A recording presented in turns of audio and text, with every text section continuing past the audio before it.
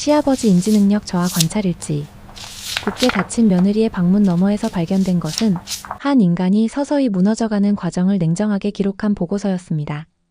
빼곡히 적힌 날짜 옆에는 기억력 감퇴, 이상 행동 같은 단어들이 서늘하게 박혀 있었습니다. 평생 환자를 살리던 약의 이름이 적힌 처방전과 함께 모든 것이 거대한 사기극이었음을 깨달았을 때 이미 그는 세상에서 가장 믿을 사람 없는 고립된 환자가 되어 있었습니다. 남은 시간은 단 48시간. 수화기 너머에서는 스승님, 저희가 움직이겠습니다 라는 목소리들이 결집했습니다. 전화 한 통의 전직 의사협회장이 또 다른 전화 한 통의 대한민국 최고의 변호인단이 움직였습니다. 이것은 40억 재산을 되찾기 위한 싸움이 아닌 빼앗긴 시간과 명예를 되찾기 위한 한 노장의 마지막 전쟁이었습니다. 도대체 무슨 일이 있었던 걸까요? 오늘 영상 뒷내용이 궁금하다면 구독과 좋아요를 눌러주세요. 해주는 서재 창문 너머로 서울의 스카이라인을 바라보았습니다. 한때 그의 손끝에서 수많은 생명이 오갔던 그 손이 이제는 차가운 유리창에 닿아 있었죠. 75년 인생, 그중 50년을 메스와 함께했던 시간들이 주마등처럼 스쳐 지나갔습니다. 아버지, 저녁 드세요. 며느리 서연의 목소리가 문 밖에서 들려왔습니다. 예전과 달리 어딘가 날카로운 느낌이 들었죠. 해주는 천천히 일어났습니다. 무릎이 시큰거렸어요. 나이가 들면 몸이 먼저 알아차린다더니 정말이었습니다. 식탁에 앉자 아들 민석이 환하게 웃었습니다. 아버지, 오늘 병원에서 큰 수술 성공했어요. 아버지께 배운 술기 덕분이에요. 해준의 입가에 희미한 미소가 번졌습니다.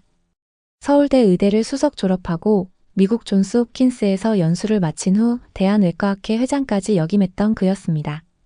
아들이 의사의 길을 걷는 것을 보며 뿌듯했죠. 하지만 그 미소는 오래가지 못했습니다. 할아버지, 저도 꼭 의사가 될 거예요. 손자 우진이 열정적으로 외쳤습니다. 의대 재수생인 우진은 예전엔 해준을 존경했었죠. 그런데 요즘은 달랐습니다. 눈을 마주치지 않았어요. 마치 무언가를 숨기는 것처럼. 해준은 조용히 밥을 먹었습니다. 2년 전 췌장암으로 아내를 먼저 보낸 후 혼자 살았던 시간이 떠올랐어요. 그때 민석 부부가 찾아왔었죠. 아버지, 혼자 계시면 안 돼요. 저희랑 함께 사세요. 그때는 고마웠습니다. 정말로 고마웠어요. 빈집에서 아내의 빈자리만 바라보던 날들이 너무 길었으니까요. 아버지, 요즘 자주 깜빡하시는 것 같아요. 서연의 말에 해준이 고개를 들었습니다. 무슨 소리야? 어제도 약 드시는 거 잊으셨잖아요. 해준은 눈살을 찌푸렸습니다. 그런 적이 없었는데. 분명히 약을 먹었던 것 같은데요. 순간 머릿속이 뿌옇게 흐려졌습니다. 괜찮아. 나이 들면 다 그래. 민석이 서둘러 말했지만 서연과 눈빛을 주고받는 게 보였습니다. 해준의 가슴 속에서 뭔가가 꿈틀거렸어요. 40년 넘게 환자를 봐온 직감이 경고 신호를 보내고 있었습니다. 저녁 식사가 끝나고 해준은 자신의 방으로 돌아왔습니다. 현기증이 살짝 돌았어요. 예전엔 없던 증상이었죠. 침대에 누워 천장을 바라보다가 문득 며느리의 목소리가 들려왔습니다. 전화 통화를 하는 것 같았어요. 시아버님 인맥만 있으면 강남 진출 가능해. 그분이 대한외과학회 회장까지 하셨잖아. 해준의 심장이 쿵하고 내려앉았습니다. 그 순간 그는 깨달았어요. 이 집에 들어온 건 가족이 아니었다는 것을. 독이 든 만찬이 시작되었다는 것을. 창밖에 서울 야경이 차갑게 빛나고 있었습니다. 한때 생명을 구했던 의사의 손이 이제는 자신의 생명을 지켜야 할 때가 온 것 같았어요. 해준은 눈을 감았습니다. 전쟁이 시작되었음을 직감했죠. 내일 아침 그는 옛 제자에게 전화를 걸 것입니다. 혈액 검사가 필요했어요. 의사의 직감은 틀린 적이 없었으니까요. 해준은 저녁 식탁에 앉아 있었습니다. 며느리 서연이 정성스럽게 차린 밥상이었어요. 구운 갈치, 시금치나물, 된장찌개. 평범한 한식 밥상이었죠.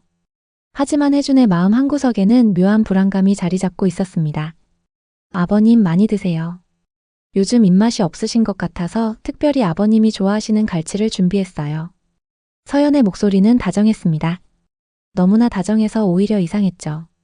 결혼한 지 15년, 서연이 이렇게 살갑게 구는 건 처음이었으니까요. 해준은 젓가락을 들었습니다. 갈치 한 점을 입에 넣었어요. 고소한 맛이 입안에 퍼졌죠. 그런데 이상했습니다. 혀끝에서 약간의 쓴맛이 느껴졌어요. 아주 미세한 보통 사람은 눈치채지 못할 정도의 쓴맛이었죠. 40년간 수술실에서 각종 약물을 다뤄온 외과 의사의 직감이 경고 신호를 보내고 있었습니다. 서연아, 된장찌개에 뭘 넣었니? 맛이 조금 다른데. 서연의 눈동자가 순간 흔들렸습니다. 아주 짧은 순간이었지만 혜주는 놓치지 않았어요. 아, 제가 새로운 된장을 써봤어요. 유기농 된장이라고 하더라고요. 맛이 좀 다르신가요? 아니야, 괜찮아. 건강에 좋은 거겠지. 혜주는 아무렇지 않은 척 식사를 계속했습니다. 하지만 머릿속에서는 이미 의심의 톱니다 바퀴가 돌아가기 시작했죠. 식사가 끝나고 30분쯤 지났을까요? 어지러움이 찾아왔습니다. 세상이 빙글빙글 돌았어요. 혜주는 소파에 몸을 기댔죠. 괜찮으세요, 아버님? 민석이 다가왔습니다. 아들의 얼굴에는 걱정스러운 표정이 가득했어요. 너무나 완벽한 걱정스러운 표정이었죠. 응, 괜찮다. 그냥 좀 피곤해서 그런가 보다. 혜주는 방으로 들어갔습니다. 문을 닫고 혼자 남자 가슴이 답답해졌어요. 순간 등골이 서늘해졌습니다. 이건 단순한 어지러움이 아니었어요. 벤조디아제핀. 수면제의 부작용이었죠. 혜주는 서랍을 열었습니다. 오래전부터 모아둔 비상약들이 있었어요. 그 중에서 활성탄을 꺼내 삼켰습니다. 약물 흡수를 막아주는 응급처치였죠. 그날 밤 혜주는 잠들지 않았습니다. 천장을 바라보며 생각했어요. 왜 가족들이 자신에게 약을 먹이는 걸까? 무엇을 원하는 걸까? 답은 명확했습니다. 재산이었죠. 35억짜리 강남 아파트와 5억의 예금. 그것을 노리고 있는 거였어요. 혜준의 가슴속에서 뭔가가 툭 하고 끊어졌습니다. 40년간 생명을 살리기 위해 헌신했던 의사의 아들과 며느리가 같은 의사 면허를 가진 그들이 아버지를 병들게 만들려 하다니요. 다음 날 아침 혜준은 일찍 집을 나섰습니다. 제자 진호가 운영하는 개인 병리 검사소로 향했죠.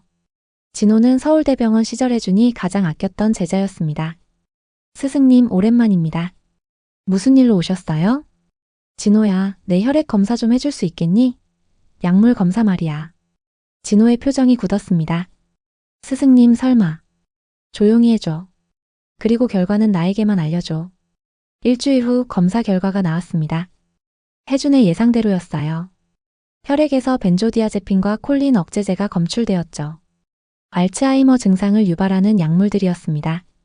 혜준은 주먹을 꽉 쥐었어요. 분노가 치밀어 올랐습니다. 하지만 지금은 참아야 했죠. 아직 때가 아니었으니까요. 그날 저녁 혜준은 우연을 가장해 며느리의 방 앞을 지나갔습니다. 문이 살짝 열려 있었어요. 서연이 전화통화를 하고 있었죠. 김 박사님, 네, 계획대로 진행하고 있어요. 시아버님이 요즘 자주 깜빡하세요. 약 효과가 나타나는 것 같아요. 혜준의 심장이 멈출 것 같았습니다. 3개월만 더 지나면 알츠하이머 초기 진단이 가능하다고요? 네, 알겠습니다. 그때 병원으로 모시고 갈게요. 서연의 목소리에는 흥분이 섞여 있었어요. 마치 큰 거래를 앞둔 사업가 같았죠. 진단서만 나오면 바로 후견인 신청할 거예요. 그럼 재산 관리는 저희가 다 할 수 있겠죠? 순간 혜준의 다리에 힘이 풀렸습니다. 벽에 기대지 않았다면 쓰러졌을 거예요. 자신이 평생 자랑스러워했던 아들. 의대를 수석으로 졸업하고 대학병원 외과 과장이 된 민석. 그리고 피부과 전문의로 강남에서 병원을 운영하는 며느리 서연. 그들이 아버지를, 시아버지를 정신병자로 만들려 하고 있었습니다. 혜준은 조용히 자기 방으로 돌아왔어요. 책상 서랍을 열고 일기장을 꺼냈습니다. 떨리는 손으로 펜을 들었죠. 2024년 10월 15일. 오늘 나는 가족이 적이 될 수 있다는 것을 알았다. 하얀 가운을 입은 악마들이 내 집에 살고 있었다. 혜준은 펜을 내려놓았습니다. 창밖을 바라봤어요. 어둠이 내려앉은 서울의 야경이 보였죠. 불빛들이 반짝이고 있었지만 혜준의 마음은 차가운 어둠에 잠겨 있었습니다. 복수를 준비할 시간이었어요.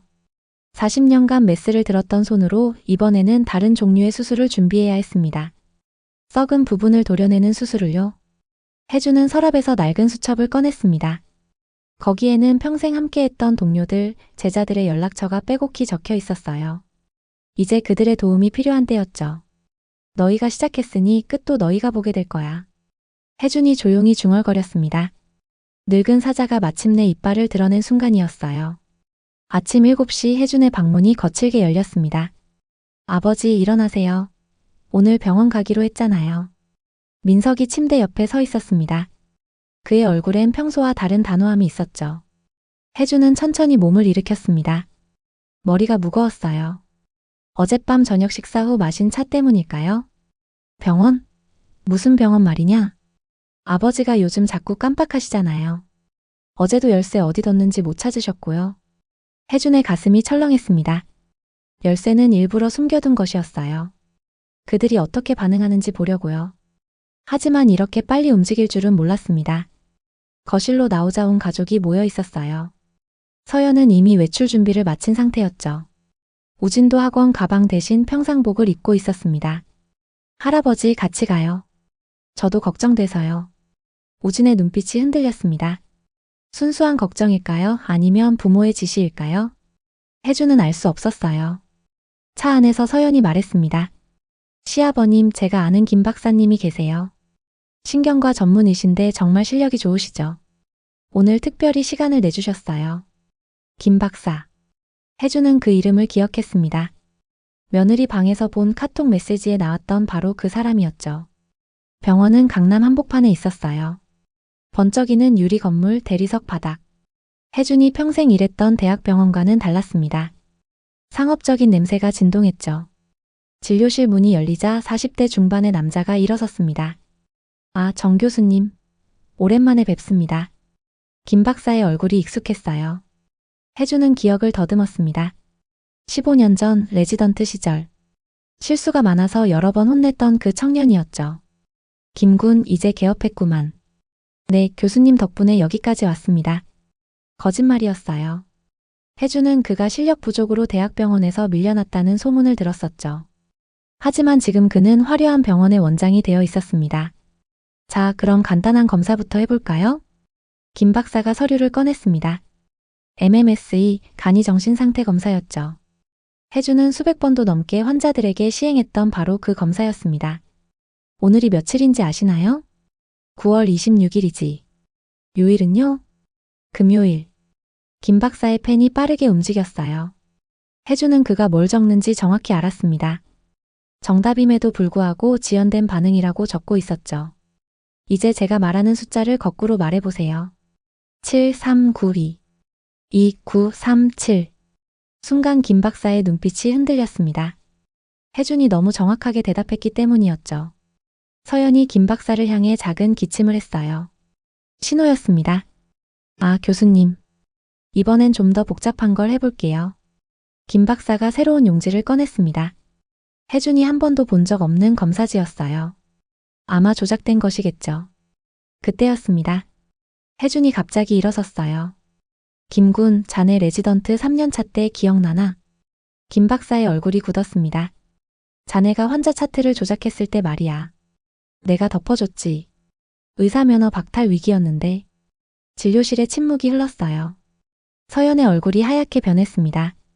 그런데 지금 또 조작하려고 하는군. MMSE 검사 결과를.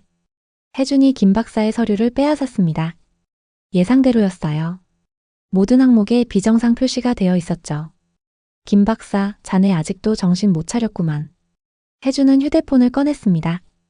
녹음 버튼이 계속 켜져 있었어요. 진료실에 들어온 순간부터였죠. 이 녹음 파일 대한의사협회 윤리위원회에 보내면 어떻게 될까? 김 박사가 무릎을 꿇었습니다. 교수님, 제발. 저도 어쩔 수 없었습니다. 어쩔 수 없다고? 의사가 돈 때문에 멀쩡한 사람을 환자로 만든다고? 혜준의 목소리가 진료실에 울렸어요. 40년 동안 수술실에서 단련된 그 위험 있는 목소리였죠. 민석이 아버지를 말리려 했습니다. 아버지, 오해예요. 우린 정말 아버지를 위해서. 위해서? 내 재산을 위해서겠지. 혜준은 가족들을 둘러봤어요. 민석, 서연, 그리고 우진까지. 모두가 시선을 피했습니다. 너희들이 몰랐을 거라 생각하나? 매일 밤 내 차에 탄 약물 말이야. 서연이 깜짝 놀랐어요. 시아버님이. 알고 계셨어요? 난 40년간 환자를 본 의사야. 약물 부작용 정도는 구별할 수 있지. 혜주는 가방에서 서류 뭉치를 꺼냈습니다. 혈액 검사 결과였죠. 벤조디아제핀 콜린 억제제.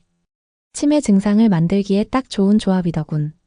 민석의 다리에 힘이 풀렸어요. 그는 의자에 털썩 주저앉았습니다. 아버지, 내가 더 실망한 건 네가 의사라는 거야. 히포크라테스 선서를 했을 텐데. 해주는 진료실을 나가며 마지막으로 말했습니다. 오늘부터 너희와 남이다. 그리고 김 박사, 자네도 각오하게. 이번엔 안 덮어줄 거니까. 문을 나서는 순간 해주는 복도에 서 있는 사람들을 봤어요. 정장을 입은 남녀 30명. 모두 해준의 제자들이었습니다. 스승님, 저희가 모시러 왔습니다. 제일 앞에 선 제자가 말했어요. 현재 서울대병원 외과 과장이었죠. 너희들이 어떻게? 스승님이 어젯밤 보내신 메시지 받았습니다. 의사로서 그리고 제자로서 가만히 있을 수 없었습니다. 해준의 눈가가 촉촉해졌어요. 백의를 입은 배신자들 사이에서 진짜 백의의 천사들이 그를 지키고 있었던 겁니다. 병원을 나오며 해준은 하늘을 봤습니다. 구름 한 점 없이 맑았어요.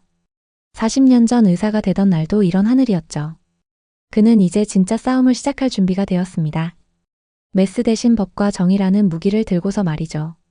새벽 5시 인천공항으로 향하는 검은 승용차가 아파트 지하주차장을 빠져나갔습니다. 해주는 거실 창문 너머로 멀어지는 차의 불빛을 지켜보았어요. 심장이 빠르게 뛰었죠. 40년간 수술실에서 메스를 들던 손이 미세하게 떨렸습니다. 이제 시작이군.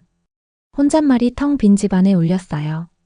일본 의학회 출장 일정표가 테이블 위에 놓여 있었죠. 3박 4일. 해준에게 주어진 시간은 정확히 96시간이었습니다.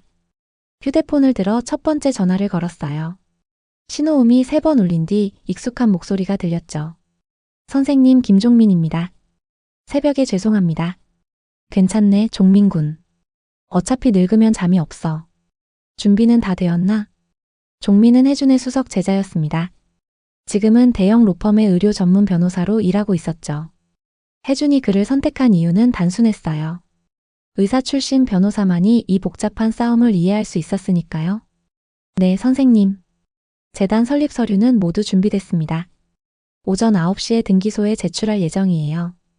해준은 깊게 숨을 들이쉬었습니다. 35억짜리 아파트를 한순간에 가족 손이 닿지 않는 곳으로 옮기는 작업. 평생 모은 재산을 지키는 게 아니라 버리는 선택이었죠. 종민군, 한 가지 묻고 싶네. 말씀하세요, 선생님. 자네가 나라면 이렇게 하겠나? 아들과 며느리를 상대로? 전화기 너머로 잠시 침묵이 흘렀어요. 종민의 대답은 단호했습니다. 선생님이 제 아버지셨다면 저는 선생님 편에 섰을 겁니다. 의사는 사람을 해치면 안 되니까요. 해준의 가슴 속에서 뭔가 뜨거운 것이 올라왔어요. 눈가가 촉촉해졌죠. 하지만 지금은 감상에 빠질 시간이 없었습니다. 오전 9시가 되자 해준은 직접 등기소로 향했어요. 검은 양복을 차려입은 모습이 마치 누군가의 장례식에 가는 것 같았죠. 어쩌면 맞는 말이었습니다. 오늘은 가족이라는 이름의 무덤을 파는 날이었으니까요. 정해준 의료공익재단 설립 등기를 하러 왔습니다. 담당 직원이 서류를 검토하며 놀란 표정을 지었어요.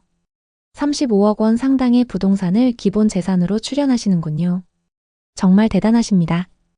해주는 쓴웃음을 지었습니다. 대단한 게 아니었어요. 절망적인 선택이었죠. 등기가 완료되는 순간 휴대폰이 울렸습니다. 둘째 딸 미경이었어요. 아빠, 지금 뭐 하시는 거예요? 오빠한테 들었는데 집을 재단에 넘긴다고요? 미경아, 아빠가 미안하다. 미안하긴요. 아빠, 정신 차리세요. 그 집은 엄마랑 평생 사신 곳이잖아요. 미경의 목소리가 울먹였습니다. 해준의 마음이 찢어질 것 같았어요. 하지만 멈출 수 없었죠. 내 엄마가 살아있었다면 분명 내 편을 들어줬을 거야. 전화를 끊고 해준은 다음 목적지로 향했습니다. 보건복지부 의료정책과. 손에는 김서연의 불법 약물 처방 증거가 담긴 서류 봉투가 들려 있었어요. 이 자료를 검토해 주십시오. 의사가 가족에게 향정신성 약물을 불법으로 처방한 사례입니다. 담당 공무원의 표정이 굳어졌어요. 이런 심각한 사안은 즉시 조사에 들어가야 합니다. 신고자 보호를 원하십니까? 아니요, 실명으로 신고합니다. 정혜준입니다. 오후가 되자 해준은 대한의사협회 건물 앞에 서 있었어요. 40년 전 의사 면허를 받던 날 이곳에서 선서했던 기억이 떠올랐죠.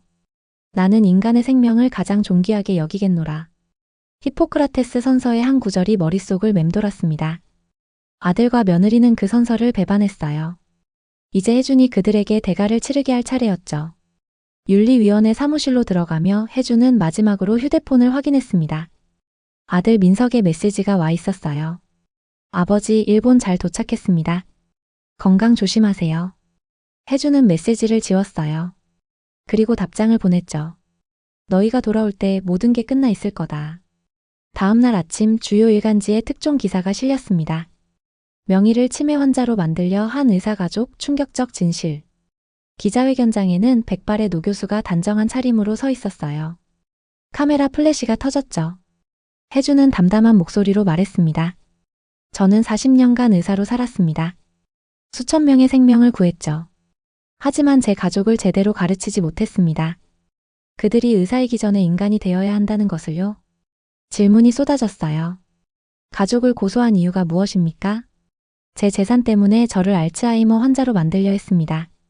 의사가 가장 신뢰받아야 할 가족을 해친 거죠. 앞으로 어떻게 하실 계획입니까? 혜준은 잠시 침묵했어요. 그리고 천천히 대답했습니다. 제주도에 무료 진료소를 열 계획입니다. 제가 의사 면허를 반납하는 그날까지 돈 없는 환자들을 치료할 겁니다. 기자회견이 끝나고 혜준은 텅 빈 아파트로 돌아왔어요. 거실에는 아내의 사진이 놓여 있었죠. 사진 속 아내는 여전히 미소 짓고 있었습니다.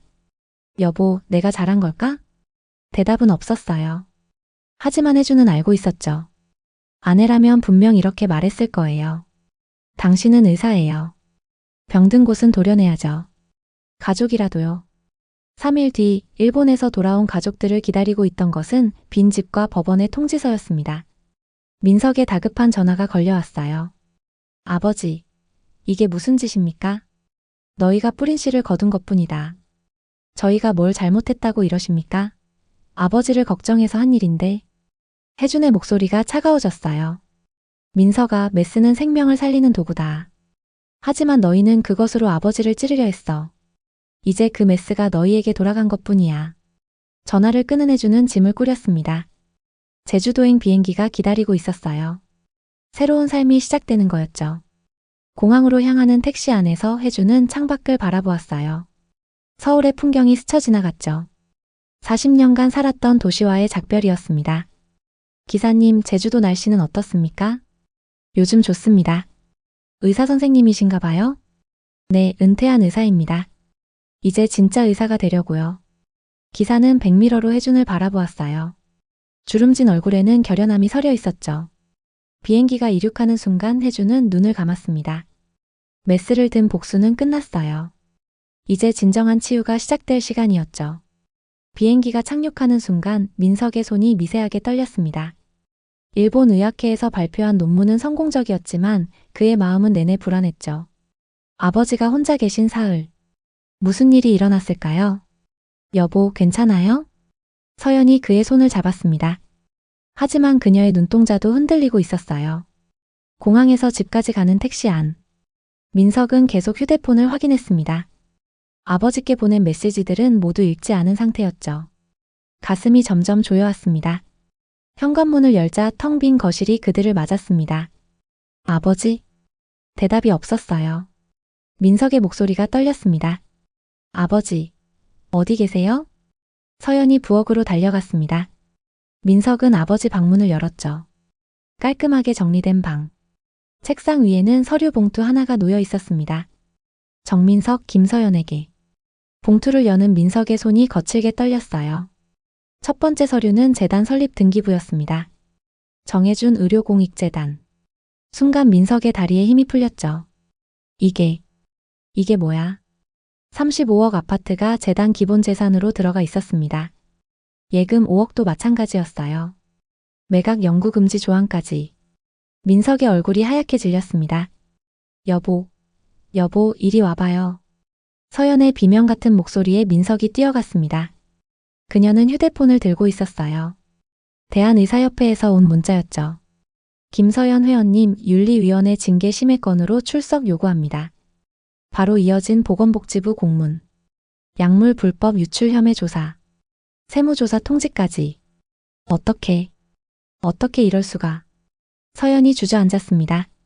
그녀의 완벽했던 계획이 3년간 쌓아온 모든 것이 한순간에 무너졌어요. 민석의 휴대폰이 울렸습니다. 병원장이었죠. 정 박사 당장 사직 썼어. 언론에서 난리야. 명의를 치매 환자로 만들려던 의사 아들이라고 일면에 났어. 전화기가 민석의 손에서 미끄러졌습니다. 그때 현관문이 열렸어요. 혜준이었습니다. 검은 정장을 깔끔하게 차려입은 모습. 눈빛은 차갑고 단단했죠. 아버지. 이제 아버지라고 부르지 마라. 혜준의 목소리는 얼음처럼 차가웠습니다. 너희는 의사이기 이전에 인간이 되었어야 했다. 히포크라테스 선서를 기억하나?